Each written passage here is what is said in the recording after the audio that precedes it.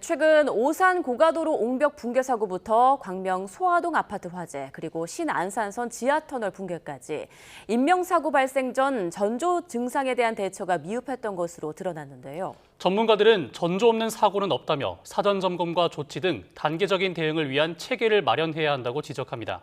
김희영 기자입니다.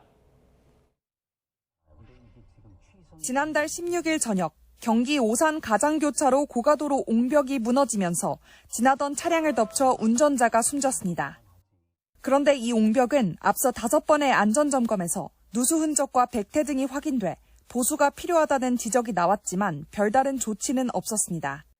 사고 발생 전날 붕괴 우려 민원이 접수되고 사고 몇 시간 전에는 땅 꺼짐 신고를 받고 현장에 출동한 경찰까지 집안 침하 위험을 통보했지만 결국 인명사고를 피하지 못했습니다.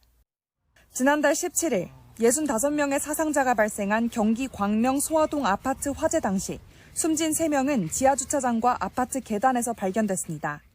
몸을 피하려 했던 것으로 추정되는데 소방은 이미 2년 전 필로티 구조의 이 아파트 1층 주차장에서 불이 나면 주민들의 피난 통로가 제한적이고 특히 취침 시간대 화재 시 많은 인명피해가 우려된다고 파악한 상태였습니다. 앞서 지난 4월 11일 광명 신안산선 지하터널이 무너지기 전에도 위험 신호는 있었습니다. 붕괴 수시간 전 기둥 파손과 천장 균열이 포착됐고 천장이 계속 내려앉고 있었는데도 보강 공사를 결정했다가 한 명이 숨지고 한 명이 크게 다쳤습니다. 전문가들은 전조 없는 사고는 없다고 지적합니다. 이상 징후 발견 시 신속한 대응이 중요한 만큼 사전 점검을 강화하는 건 물론 전조 증상이 나타난 경우 즉각적인 신고와 적극적인 조치, 이행 여부 확인 등 사고 예방을 위한 절차를 제도화할 필요가 있다는 지적이 나옵니다.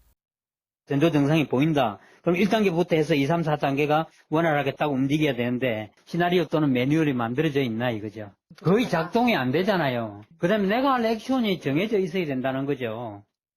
예견된 인재를 막을 수 있는 대응 시스템에 대한 고민이 필요해 보입니다. YTN 김희영입니다.